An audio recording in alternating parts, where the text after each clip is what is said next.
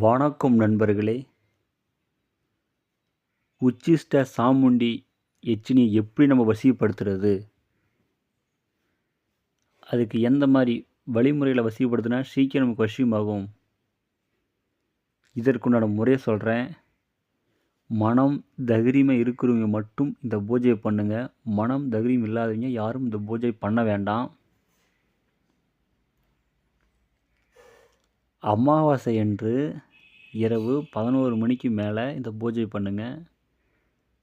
மயானத்தில் பண்ணுங்க அல்லது மலை சார்ந்த இடம் இது மாதிரி தனிமையான இடத்துல பூஜை பண்ணுங்க.